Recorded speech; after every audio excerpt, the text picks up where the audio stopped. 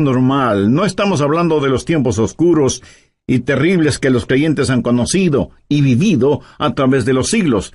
Estamos hablando de un tiempo sin precedentes. Daniel habla de tiempos problemáticos.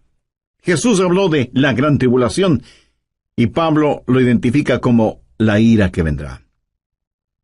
En el capítulo 6 de Apocalipsis se describe la ira que vendrá. Veamos desde el verso 15. Y los reyes de la tierra y los grandes, los ricos, los capitanes, los todopoderosos y todo siervo y libre, se escondieron en las cuevas y entre las peñas de los montes, y decían a los montes y a las peñas: «Caed sobre nosotros, y escondednos del rostro de aquel que está sentado sobre el trono, y de la ira del Cordero». Generalmente hablamos de la gentileza del amor del Cordero, o sea, de Jesús. Pero escúcheme con atención. El amor de Dios es la mitad de la verdad, pero no toda la verdad. Y cuando usted toma solo la mitad de una verdad y la presenta como si fuera toda la verdad, entonces la mitad que no presenta resulta que viene siendo una mentira. Pero, mi amigo, de acuerdo a la Biblia, la otra mitad del amor de Dios es la ira de Dios, la justicia de Dios. El gran día de la ira de Dios se acerca. ¿Y quién será capaz de enfrentarlo? Daniel, Jesús, Pablo y Juan hablan sobre ese evento. Ese día sin paralelo ni precedente en la historia humana va a llegar, y Pablo lo identifica como la ira que vendrá. Con todo lo que sucede a nuestro alrededor en nuestros días, bien se podría decir que las llamas del juicio de Dios están ya apareciendo en el horizonte. Apocalipsis 6, desde el verso 1. Vi cuando el Cordero abrió uno de los sellos, y oí a uno de los 4 seres vivientes decir, como con voz de trueno: «Ven y mira». Cuando usted escucha truenos, ¿qué es lo que espera? Pues una tempestad, ¿verdad? A Juan se le dijo que mirara. ¿Y qué es lo que él vio? Veamos en el verso 2. Y miré, y he aquí un caballo blanco. Vamos a ver 4 jinetes en sus caballos, cabalgando durante la gran tribulación. Algunos llaman a estos los 4 jinetes del Apocalipsis. Y todo esto no es más que una descripción de la frase que Pablo usó cuando dijo: la ira venidera. El primer caballo es el blanco, de dominio. Juan dice: y miré, y he aquí un caballo blanco, y el que lo montaba tenía un arco, y le fue dada una corona, y salió venciendo, y para vencer. ¿Quién es este que monta en un caballo blanco? Mi amigo, no es otro que el anticristo. Es la simbología bíblica. Un caballo blanco significa dominio, conquista, triunfo, y durante ese tiempo, el Mesías del diablo, el anticristo, regirá en el mundo. Tiene un arco en su mano, lo cual es símbolo de poder. Tiene una corona en su cabeza, lo cual también significa dominio. Y si usted me pregunta, ¿el mundo en realidad será gobernado por el anticristo? Absolutamente cierto. Jesucristo fue muy claro al respecto. Busque Juan 5:43. Yo he venido en nombre de mi Padre, y no me recibís. Si otro viniere en su propio nombre, a ese recibiréis. Jesús dijo que no le recibimos a Él, que es el verdadero Cristo, pero sí recibiremos al anticristo, que vendrá montado en un caballo blanco. De paso, quiero compartir con usted lo que leí en un periódico y que tiene que ver con un nuevo símbolo propuesto para las Naciones Unidas. ¿Sabe cuál es ese nuevo símbolo? Un caballo blanco. El artículo dice que el caballo blanco es símbolo de paz, y cito textualmente parte de lo que dice el periódico. La paloma, como símbolo de paz y fraternidad entre las naciones, enfrenta a un competidor, un caballo blanco. El diseño del caballo blanco fue donado con el propósito de unir pacíficamente los 5 continentes, simbolizado a través de la fortaleza del caballo que asegura libertad y unidad. En la cabeza del caballo habrá 5 cintas de diferentes colores que representan los 5 continentes: Europa, Asia, África, América y Australia. Así que se está impulsando un nuevo símbolo de paz, un caballo blanco, para que unifique al mundo. Y Daniel, haciendo referencia al anticristo, dice que por medio de la paz destruirá muchos. Segundo, el caballo rojo de la destrucción. Apocalipsis 6:4. Y salió otro caballo, bermejo, y al que lo montaba le fue dado poder de quitar de la tierra la paz, y que se matasen unos a otros, y se le dio una gran espada. El caballo rojo de la destrucción, rojo como el color de la sangre. Y cuando este inspirado anticristo cabalga para conquistar, en su diabólico cerebro no habrá más que esa idea: conquistar, y habrá guerra y terror y destrucción, y la sangre roja lo manchará absolutamente todo. ¿Alguna vez usted ha pensado en nuestro mundo presente, armado hasta los dientes, con toda clase de armas de destrucción? El Medio Oriente es un verdadero polvorín, y en realidad nadie sabe qué naciones tienen armas biológicas, o capacidad nuclear, o termonuclear. Un gran general norteamericano dijo: sabemos mucho más acerca de la guerra que de la paz. Sabemos más acerca de quitar la vida que acerca de vivir en este siglo que se pregona es el siglo del progreso. El conocimiento científico ha sobrepasado los límites de control. Tenemos muchos hombres de ciencia, pero en verdad muy pocos hombres de Dios. El mundo ha alcanzado notoriedad sin sabiduría, poder sin conciencia. Somos un mundo de gigantes nucleares, pero criaturas sin ética. Todo lo que sucede en el mundo está llegando a su clímax. Y la Biblia lo identifica como el gran día de la ira de Dios.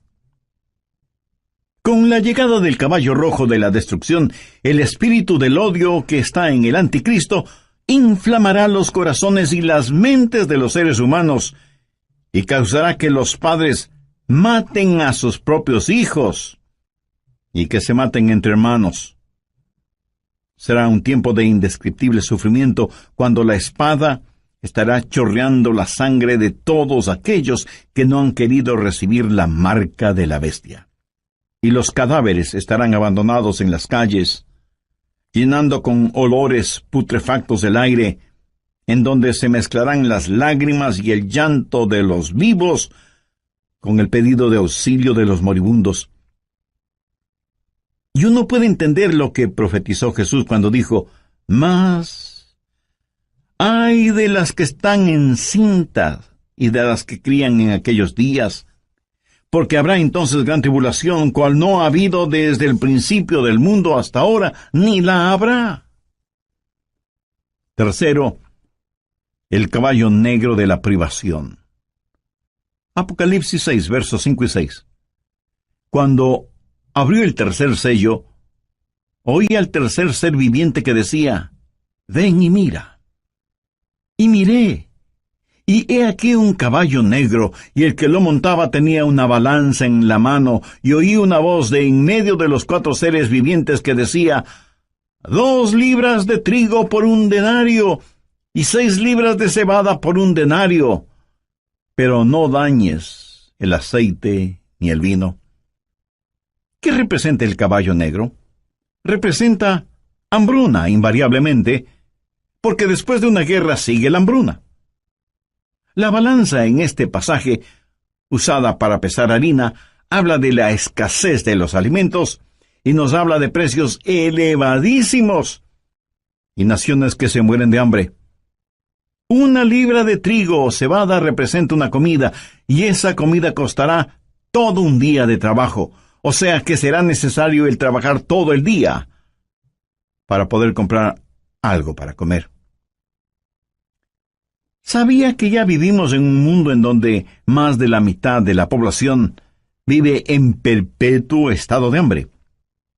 Ahora imagínese lo que será durante la gran tribulación, cuando los hombres inflamados con un espíritu de odio preferirán ir a la guerra antes que trabajar en la tierra. Por la historia aprendemos que cuando el general romano Tito Vespasiano, en el año 70, cercó a Jerusalén, impidió el abastecimiento de alimentos desde fuera de la ciudad y confiscó todos los alimentos que encontró dentro de la ciudad para su propio ejército. Fue tal la hambruna que se sintió en Jerusalén que, según los historiadores, las madres casi enajenadas por el hambre mataban a sus bebecitos para comérselos. Jesús dijo que un tiempo mucho peor que eso está por venir. Cuarto, el caballo amarillo de la destrucción. Apocalipsis 6, versos 7 y 8. Cuando abrió el cuarto sello, oí la voz del cuarto ser viviente que decía: «Ven y mira». Miré, y he aquí un caballo amarillo, y el que lo montaba tenía por nombre Muerte, y el Hades le seguía. Y le fue dada potestad sobre la cuarta parte de la tierra para matar con espada, con hambre, con mortandad y con las fieras de la tierra. En el original griego, la palabra amarillo describe un color verde amarillento pálido. Este caballo es el de la destrucción, y millones de seres humanos serán destruidos. Esto nos enseña que en los oscuros días de la ira venidera habrá un odio generalizado, inspirado por el anticristo, y las masacres serán las consecuencias de ese odio, y la sangre correrá como ríos, y el hambre producirá muerte, y después de la muerte, el infierno. Se dice que a veces más gente muere después de terminada una guerra que durante la guerra misma. Y usted preguntará, ¿cómo puede ser eso posible? Amigo, después de la guerra hay una explosión de pandemias, infecciones, plagas. Pero en este pasaje, note que después de la muerte viene el Hades. ¿Qué significa eso? La muerte reclama el cuerpo, pero el Hades reclama el alma. Esos van a ser días terribles cuando ni siquiera en el sepulcro usted podrá esconderse de Dios. Y yo creo que los 4 jinetes del Apocalipsis están listos para comenzar su recorrido. Si nuestros oídos son sensibles, escucharemos el estruendo de sus cascos aproximándose aceleradamente. El gran día de la ira de Dios vendrá, ¿y quién será capaz de enfrentarlo? Este pasaje de Primera de Tesalonicenses nos previene acerca de la ira que vendrá, pero solo he hablado de una parte de lo que sucederá durante la gran tribulación. Vayamos ahora a Apocalipsis 9. La gran tribulación será un tiempo cuando los espíritus diabólicos serán desatados sobre la tierra. Apocalipsis 9:1. Y el quinto ángel tocó la trompeta, y vi una estrella que cayó del cielo a la tierra. ¿Qué representa esa estrella caída? Es el mismísimo Lucifer. Y se le dio la llave del pozo del abismo, o sea, la llave es entregada a este supercriminal para que abra la cárcel que está en el abismo y deje en libertad a los malévolos espíritus encerrados allí. Y cuando eso pase, cosas increíblemente horrorosas van a suceder. Veamos el verso 2. Y abrió el pozo del abismo, y subió humo del pozo como humo de un gran horno, y se oscureció el sol y el aire por el humo del pozo, y del humo salieron langostas sobre la tierra, y se les dio poder como tienen poder los escorpiones de la tierra. Un notable comentarista bíblico refiriéndose a esto dice: las langostas son infernales. Por eso vienen desde el fondo del abismo. Bueno, aquí no está hablando de langostas comunes. Estas son un emblema, un simbolismo de espíritus diabólicos. Son espíritus infernales e insaciables. Este no es un panorama muy halagador que digamos, ¿no le parece? Y menos para quienes no son salvos todavía. ¿Es usted ya salvo o salva? ¿Hay en su corazón el anhelo de que Jesús regrese? ¿Tiene la absoluta certeza de que al morir se irá al cielo? Si no es así, usted necesita hacer una decisión espiritual ahora mismo. Le invito a decir la siguiente oración. Dígala con sus propias palabras. Las mías son solo una guía. Querido Dios, perdóname porque aun siendo religioso, he estado tan pendiente de las cosas materiales que no he puesto ninguna atención a las cosas espirituales. Soy pecador y necesito tu perdón. Me acerco a ti en busca de misericordia y gracia. Señor Jesús, te invito a que seas mi Salvador y mi Señor. Lo hago con sincera y profunda fe, pidiéndote me perdones, me limpies, me sanes y me salves. Usa mi vida de acuerdo a tus divinos propósitos. Lo pido en tu santo nombre. Amén.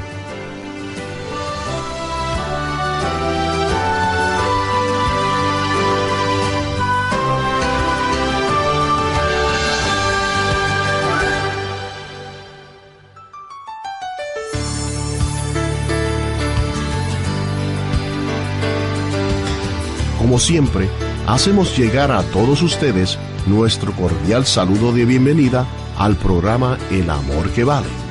El Dr. Adrian Rogers presenta la serie Nuestro Rey viene pronto. Antes de que un reino declare guerra a otro reino, ¿qué es lo que hace primero? Llama a sus propios ciudadanos a que salgan de ese reino antes de declarar la guerra. Antes de que Dios hiciera llover fuego y azufre sobre Sodoma, el ángel le dijo a Lot: no puedo hacerlo hasta que tú salgas de aquí. Lot y su familia fueron sacados de la ciudad antes de que la ira de Dios se hiciera una realidad. Dios los salvó, sacándoles de la ciudad. Antes de que Dios enviara el diluvio en tiempos de Noé, ¿qué es lo que hizo? Arrebató a Enoc antes del diluvio para que fuera como un retrato, una ilustración de que antes de que Dios derrame su ira, Dios salva a los suyos. Dios puso a Noé en el arca como una ilustración de lo que la nación judía experimentaría y saldría del fuego de la tribulación como una nación nacida en un día. Esperamos que Jesús regrese en cualquier momento. ¿Qué está haciendo para prepararse para el retorno de Jesús? ¿Podemos saber cuándo regresa Él? ¿Qué podemos esperar que suceda en la gran tribulación? Escuche al Dr. Adrian Rogers, en la voz del pastor Lenín de Llanón, dar respuesta a estas preguntas en su estudio bíblico, Preparándose para el Rapto. Tenga la bondad de buscar en la Biblia Apocalipsis 9, en versículo 4. Y se les mandó que no dañasen a la hierba de la tierra, ni a cosa verde alguna, ni a ningún árbol, sino solamente a los hombres que no tuviesen el sello de Dios en sus frentes. En el oriente, enormes enjambres de langostas aparecen en cierta época del año y devoran todo cuanto encuentran a su paso, incluyendo la vegetación. Pero las langostas de este versículo son diferentes. No dañarían ni una sola hoja de la vegetación, pero sí dañarían a los hombres y serían insaciables. Pero no solo son insaciables, sino que también son intolerables. Veamos los versos 5 y 6. Y les fue dado no que los matasen, sino que los atormentasen 5 meses, y su tormento era como un tormento de escorpión cuando hiere al hombre. ¿Ha sido usted alguna vez picado o mordido por un escorpión? Bueno, yo sí. Y eso es algo que de ninguna manera es agradable el recordarlo. Pero estos tal vez billones de langostas bíblicas salidas del abismo infernal tendrán el poder de ocasionar intolerables y terribles dolores. ¿Cuán terrible es ese dolor? La respuesta está en el verso 6. Y en aquel día Los hombres buscarán la muerte, pero no la hallarán, y ansiarán morir, pero la muerte huirá de ellos. Los hombres con ansiedad buscarán la muerte, porque la muerte será una bienvenida liberación al tormento ocasionado por estos espíritus diabólicos que estarán en total libertad sobre la tierra. No solo serán espíritus intolerables, sino que además serán espíritus irresistibles. Verso 7.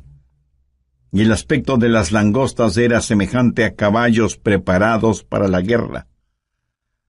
Como un ejército bien entrenado, avanzan, marchan, y nadie les puede detener, nadie puede estorbar el vertiginoso marchar de estas fuerzas diabólicas salidas del fondo del abismo de la maldad. Son irresistibles y al parecer invencibles. Apocalipsis 9:7. Y el aspecto de las langostas era semejante a caballos preparados para la guerra. En las cabezas tenían como coronas de oro. ¿Qué significa esto? Significa que a Satanás se le ha dado dominio y está temporalmente en el trono.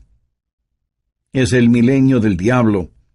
El infierno está de fiesta. Son irresistibles, invencibles e inteligentes. Mire lo que dice la parte final del verso 7.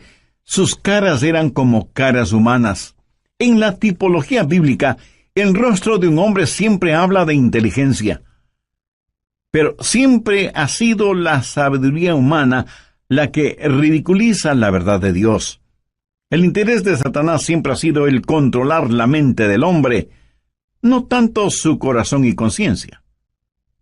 Los espíritus diabólicos implantan en nuestras mentes ideas de cómo debemos aprender acerca de las estratagemas seductoras de Satanás, pero son estratagemas insidiosas.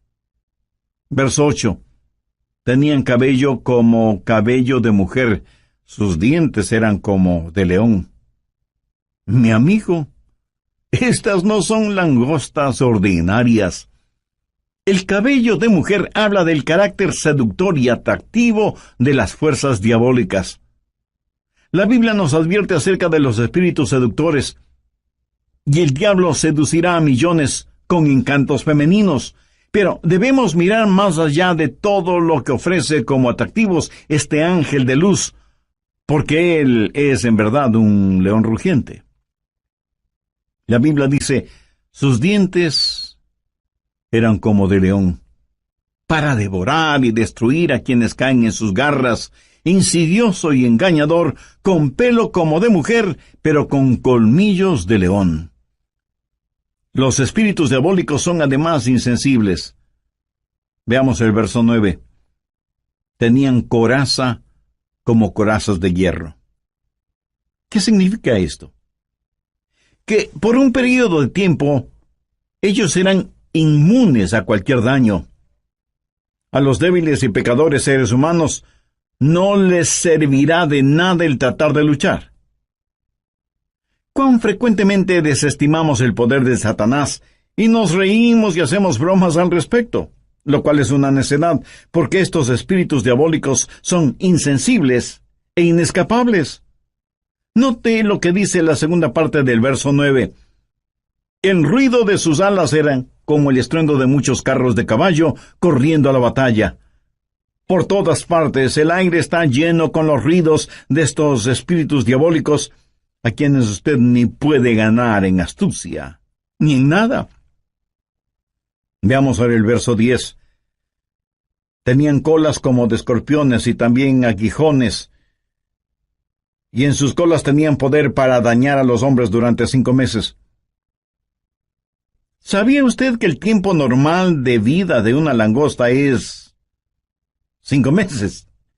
El apóstol Juan usa simbolismos para decirnos que estos espíritus malignos, que tienen colas como de escorpiones, efectuarán su trabajo de herir a los hombres. Tienen el poder para hacerlo. Y como si todo esto fuera poco, esos espíritus son además indivisibles. Verso 11. Y tienen por rey sobre ellos al ángel del abismo, cuyo nombre en hebreo es Abadón. y en griego Apolión. Hay un rey sobre estos espíritus. Recuerde que no tenemos lucha contra sangre y carne, sino contra principados, contra potestades, contra los gobernadores de las tinieblas. Abadón o Apolión literalmente significa destrucción. Un poderoso príncipe infernal, tal vez Satanás mismo, es quien los guía para que torturen a los habitantes de la tierra durante la gran tribulación, o sea, durante la ira venidera. En segundo lugar, hay una anticipada espera. Veamos 1 Tesalonicenses 1:10. Y esperar de los cielos a su Hijo, al cual resucitó de los muertos, a Jesús, quien nos libra de la ira venidera. ¿Lo ve? Esperamos por su Hijo Jesús, quien nos libra de la ira venidera. Pregunta, ¿vivirá la iglesia la gran tribulación? ¿Estará la iglesia sujeta a la ira que vendrá? Bueno, personalmente no lo creo, y le diré por qué. Creo que la Biblia claramente enseña que la iglesia será arrebatada, raptada, antes de que la ira llegue. Veamos 1 Tesalonicenses 5:9. Porque no nos ha puesto Dios para ira, sino para alcanzar salvación por medio de nuestro Señor Jesucristo. El apóstol Juan le dijo a la iglesia de Filadelfia la misma cosa. Veamos Apocalipsis 3:10.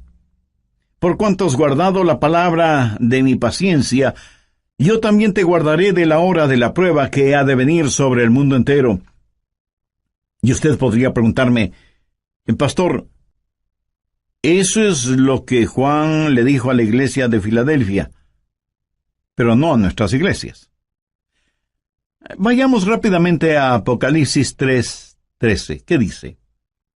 El que tiene oído, oiga lo que el Espíritu dice a las iglesias. Lo que se le dijo a la iglesia de Filadelfia también es para nosotros. Si guardamos las palabras de su paciencia, Él nos librará de esa hora de tribulación. Dios no derrama su ira sobre sus hijos, Él disciplina a sus hijos. Antes de que un reino declare guerra a otro reino, ¿qué es lo que hace? Llama a sus propios ciudadanos a que salgan de ese reino antes de declarar la guerra. Antes de que Dios hiciera llover fuego y azufre sobre Sodoma, el ángel le dijo a Lot, no puedo hacerlo hasta que tú salgas de aquí. Lot y su familia fueron sacados de la ciudad antes de que la ira de Dios se hiciera una realidad. Dios los salvó sacándoles de la ciudad. Antes de que Dios enviara el diluvio en tiempos de Noé, ¿qué es lo que hizo? Arrebató a Enoc antes del diluvio para que fuera como un retrato, una ilustración de que antes de que Dios derrame su ira, Dios salva a los suyos. Dios puso a Noé en el arca como una ilustración de lo que la nación judía experimentaría y saldría del fuego de la tribulación. Si la iglesia va a pasar la gran tribulación, hay ciertas cosas que deben suceder. Y no estaremos esperando el regreso de Jesús en cualquier momento. Anote Mateo 24:36. Pero del día y la hora nadie sabe, ni aun los ángeles del cielo, sino solo mi Padre. Nadie, absolutamente nadie, sino el Padre, conoce el tiempo del regreso de su Hijo a la tierra. Y en Mateo 24:38, porque como en los días antes del diluvio estaban comiendo y bebiendo, casándose y dándose en casamiento, hasta el día en que Noé entró en el arca. Entonces vendrá el Hijo del Hombre. Ahora escúcheme. Comer, beber, casarse o dándose en casamiento no es precisamente la gran tribulación. Es cierto que para algunas parejas su cónyuge es una gran tribulación. ¿Qué es lo que dice Mateo 24:42? Velad pues porque no sabéis a qué hora ha de venir vuestro Señor. Y en el verso 44 leemos, por lo tanto, también vosotros estad preparados porque el Hijo del Hombre vendrá a la hora que no pensáis. Si la iglesia va a pasar por la gran tribulación, puedo simplemente comenzar a marcar los días. La tribulación durará 7 años. La divido en 2 períodos de 3 años y medio y puedo comenzar a contar. Pero la Biblia dice que debemos esperar por Jesús, debemos esperar su regreso de los cielos. No debemos estar esperando la tribulación. Marcos 13, versos 32 y 33 dicen: pero de aquel día y de la hora nadie sabe, ni aun los ángeles que están en el cielo, ni el Hijo, sino el Padre. Mirad, velad, llorad, porque no sabéis cuándo será el tiempo. Una y otra vez el Señor nos dice que debemos estar listos. Él nos ha librado de la ira venidera. Si la iglesia va a pasar por la gran tribulación, entonces, en vez de estar mirando hacia arriba, debemos estar mirando alrededor, esperando no a Cristo, sino al anticristo. No habrá la esperanza bendita, y la muerte sería mucho mejor que pasar por la tribulación para llegar al reino. Sí, hay una ira pendiente, pero también hay una anticipada espera. Nosotros esperamos por Jesús. Hay también un servicio ejemplar. ¿Qué debemos hacer? Pues estar listos para el rapto. ¿Cómo los creyentes de la iglesia primitiva se preparaban para el rapto? Veamos 1 Tesalonicenses 1:9. Porque ellos mismos cuentan de nosotros la manera en que nos recibisteis y cómo os convertisteis de los ídolos a Dios para servir al Dios vivo y verdadero y esperar de los cielos a su Hijo, al cual resucitó de los muertos, a Jesús, quien nos libra de la ira venidera. En primer lugar, si usted quiere estar listo para el rapto, necesita convertirse de sus ídolos a Dios. Y alguien dirá: nosotros no tenemos ídolos. Oh, sí que los tenemos. Ídolos viejos con nombres nuevos. En vez del dios Mamón, que representa avaricia, ahora es el dios ambición. En vez del dios Baco, que era el dios del desenfreno y la borrachera, ahora le llaman el dios de la hora feliz.